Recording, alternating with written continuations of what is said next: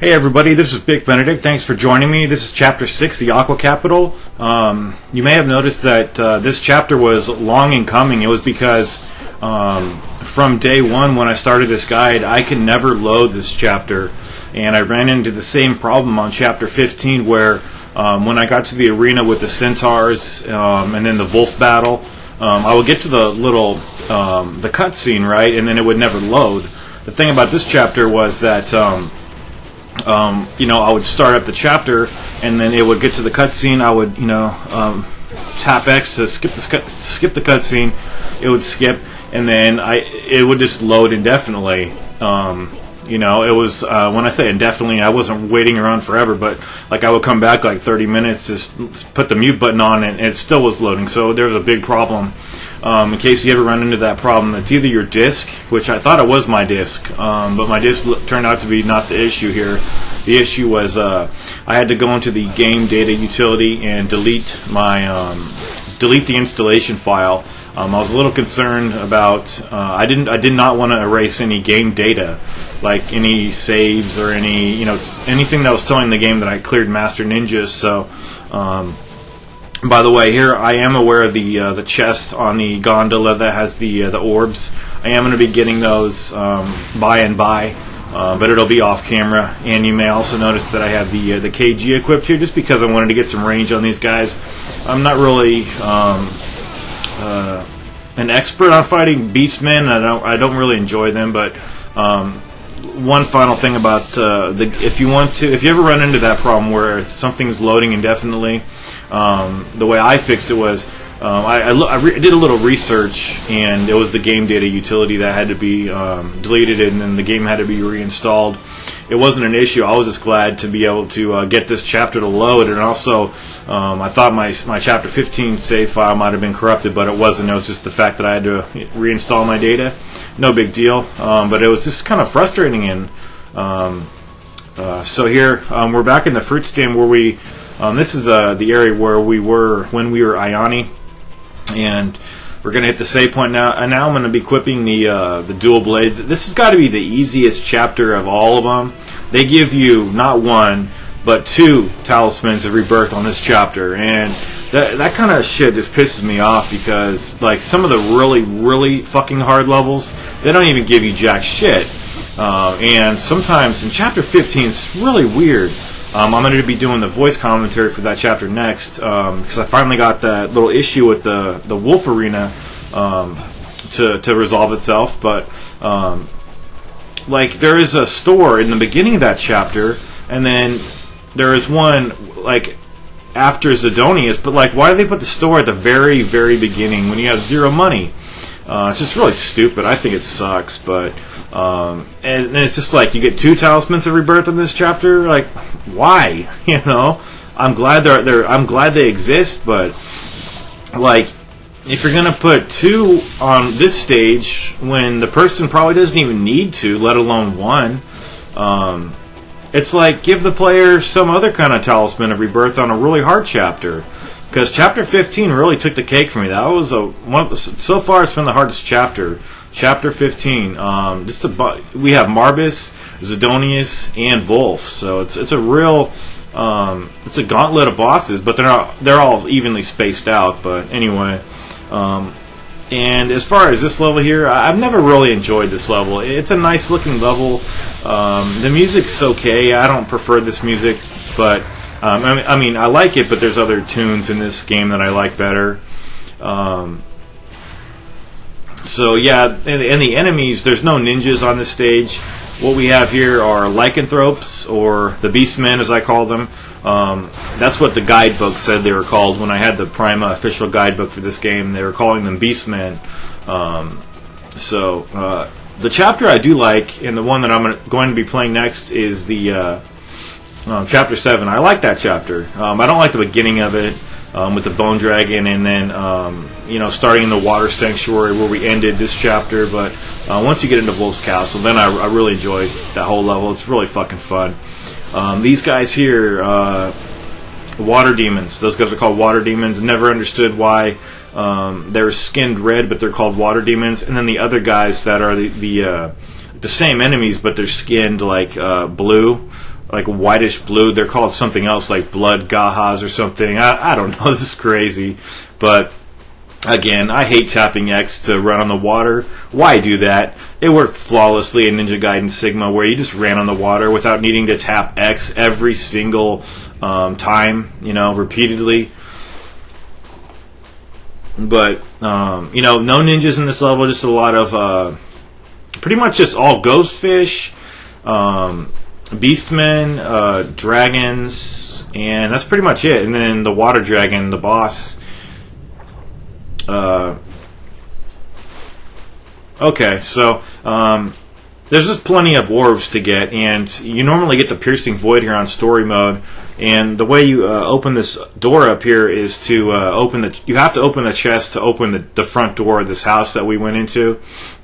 And it's just wasted orbs right here. I hate it. So jump down the stairs here, and if you can, get an on-landing charge. And I spawned that too early right there. I was not on the tripwire point, but throw your void here. It's really good. I took those two guys out.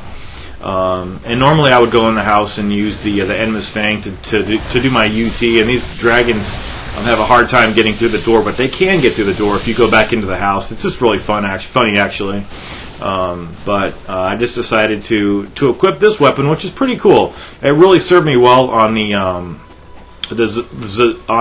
Zidonius boss fight. So I like to stand here, charge up, and it doesn't do like the vertical attack that the Dragon's Claw and Tiger's Fang does, which was cool to look at in Sigma, but it just didn't have. It didn't seem to kill a lot of enemies in one stroke. So what I like about this weapon is that it goes to a lot of enemies. It just doesn't go like all the way up. Like he doesn't just spin around and go up like he does. Like the animation for the UT of the Dragon's Claw and Tiger's Fang. You really got to watch out for these guys here, though. These guys are probably like the hardest version of the Beastmen. And even though that one fell right there, and that one, but they're very tough, and they'll punch you and you'll be dead. So they do have a power technique, and bats are in this chest, or money, just depends on what you get. Luck of the draw. See what I get. Money. Yeah, it's either money or bats. And now we're going to go up here. This is where a Life of the Gods is actually on story mode. So you kind of have to be very precise here. Just you see, I missed both times because I wasn't precise enough. And then this drawbridge will come down, and then if you're standing where I'm standing, all you need to do is jump once, and then you'll grip onto this cable down here underneath the drawbridge, and then just drop down when you get over to it. And this has been normally money. I don't think there's ever bats in that area. I tried to do a fly swallow there. It looks like with this weapon you can do the fly, C-A-N, can do it, but only when there's enemies around. Like if you try to do it when there's no enemy to target onto, it doesn't do it. But I did like it. I do like this weapon. Normally I don't like a weapon if it can't do a flying swallow.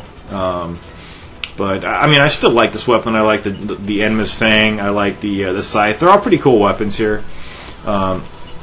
Incidentally, when you get up here, all you need to do is just like, you don't need to jump here. Just walk over. Then you won't fall.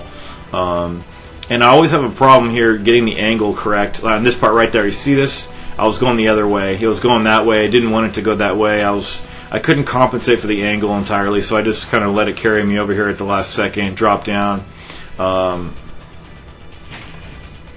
So I think, I know the requirements for getting the karma bonus. You see, you're probably not going to get over 1 million karma on this stage unless you do a lot of UTs. But I think the cutoff number to get Master Ninja is really low, so don't even worry about it. And in fact, UTs are your best bet for these guys anyway, so definitely take advantage of that. I have a Talisman of Rebirth, so I just kind of at some point I let the enemies. Do I? I'm not sure. I do know that at that point right there I wasn't trying to use the Wind Blades. I thought I had the Void equipped. So if you want to just not even use the Talisman of Rebirth and just save it up until the area where the box is that contains the second Talisman of Rebirth, you will get 50,000 essence. So there is some motivation to save your Talisman of Rebirth up, because I like Izuna dropping these blood. No, what are they? The water demons? Yeah, they're water demons because they're red, right? Okay, that makes a lot of sense. But on story mode, I would grab the Talisman of Rebirth on story mode and just never use it until, like, I think I would normally use it on the Wolf fight, but I would make sure that when I got to the second one, I would be getting my money drop for that. So I did the Wind Blades again. Now I'm going to execute these guys. If I can. It's always hard to, when you're trying so hard to get over to an enemy and execute him, and then he's just dashing backwards, and the game's not recognizing that you're trying to execute him, but it thinks it's you're trying to press the triangle button for something else. But I thought there were more enemies there, and what I was actually confusing that for was an area in the next chapter where I believe there's some more bloody eels, plus there are beastmen. It's in that area where the boiler room is located, kind of in proximity to that place. So now we're going to go over to the Miramasa shop and buy some anything you want, magic or health, whatever you need. You can't go back and save it, so you need to be aware that we have a couple of the Van Gelfs over here, these gold dragons. So I didn't even aim right there. I just used the void.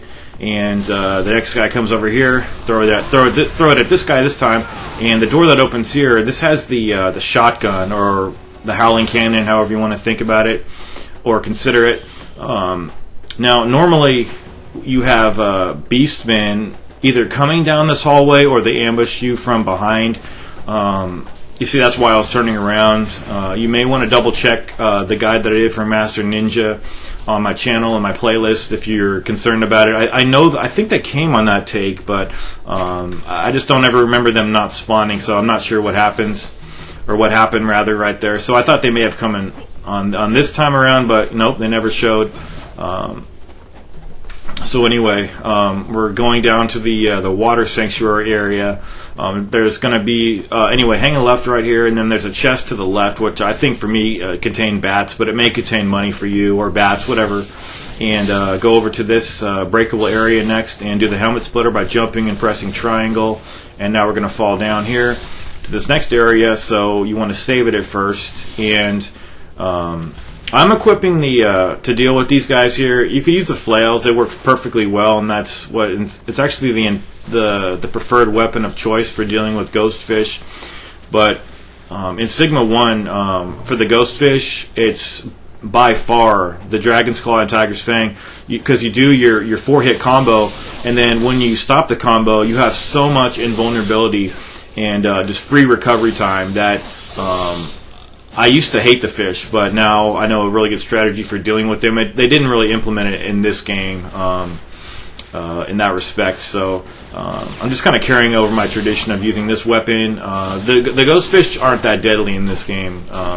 They get off you really quick. There's no like quick time button to tell you what to do exactly. You're just supposed to just jam on the buttons, mash buttons, move around the left analog stick. Just keep moving it back and forth rapidly. They'll get off you. Anyway, did want to mention that I'm going to be speeding up this footage here. I put it in. It's not quite like twice as fast as normal. It's about 1.5 speed, just because I don't know. Whenever I see someone swimming on when I'm watching a guide, I wish you could put this in fast forward, because it is very boring. I left it at a speed where you could see where everything is. There's just two treasure boxes underneath. One of them, I think this one over here, contains a Lives of the Thousand Gods or a Life of the Gods. One of those two. It's either this chest or the next chest. I can't remember exactly which ones, but obviously we're not getting any of those items on Chapter Challenge mode. So the next box is right over here. And yeah, this is a pretty good speed for putting in fast forward. What do you think? I have not used the Talisman of Rebirth yet, so this next one, this next box that I'm going to get has another Talisman of Rebirth. So you see, like, why get 2 on one stage, whereas some stages have 0 and they're harder than this easy stage? Doesn't make any sense. Bad decision to disperse the rewards in that fashion, but I don't know. What can you do, really? So I'm going to pause the game before I get this orb And just to show you that it is 50,000. See, I had 7,000. Now I have over 57,000. Now we're going to be... The first time I ever played this game, I had no clue how to activate this boss, but it's pretty simple. You just go over to the platform where we are going to be fighting the bone dragon, the water dragon. And you instigate the fish by shooting... You normally don't want to use the howling cannon on the fish because you can't put the howling cannon away quick enough. It's just a useless weapon in my opinion, just totally useless. The bow and arrow is much faster. So anyway, we have a couple schools of fish to slay before the water dragon, and a tip that I want to impart right now is that before the water dragon fight starts, you're going to want to equip before, like when you kill the last fish, even if you don't think it's the last fish, switch to the Endless Fang if you're going to be using that weapon, because you get a checkpoint on this boss, and every time you start on him, whatever weapon you carry into the fight, as you can expect, is going to remain on your loadout every single time you restart after you die here. So I get pretty lazy. Sometimes when I see the fish coming, I just chop at them with the Endless Fang. It's a really bad strategy, but I hate swapping weapons when I see them coming. So you may either see me just hit with the Endless Fang if there's just a couple of them, or you'll see me drop the Void here. So I have got a life. No, I have a Talisman of Rebirth to fall back on. Now, whenever he does that little scream where he's about to spray water on you, that's almost an instant killer. I think it takes almost all your health away. The one thing I know that takes away nearly almost all your health, or damn near all your health, is when he does the attack where he splashes up water. I think both of them might kill you if you're not at full health, so you really got to watch out. That right there, if you're just standing right there and you're not immune during these UTs, you're gonna probably be dead. So all I really do here is I charge up, and then after I hit with the UT, I jump to the other side to expedite an on landing charge, because I don't like to just stand and then just charge again after I land, because it's not an on landing charge when you're coming down from a UT. You've got to jump again. So he also does these. He casts these water, I guess it would be like water daggers at you. Those are pretty damn damaging. Like if you get hit by one of them, I think it takes half your life, and then two takes away almost all your life. So this technique here pretty much makes you invulnerable to everything here. I mean, you could get grabbed by the ghost. See right there, like make sure when you're gonna release your charge, make sure he's just about to throw a spray at you. Then you'll connect with his mouth and deal some pretty heavy damage here. You could also use the essence from the fish to expedite another charge.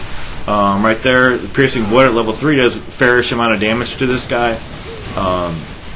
This is just the preferred method. A lot of people like to use this method, and I'm bringing it to your attention for the second time. This is my second time doing a guide for this game, although it's in a different context here, obviously, since we're doing Chapter Challenge.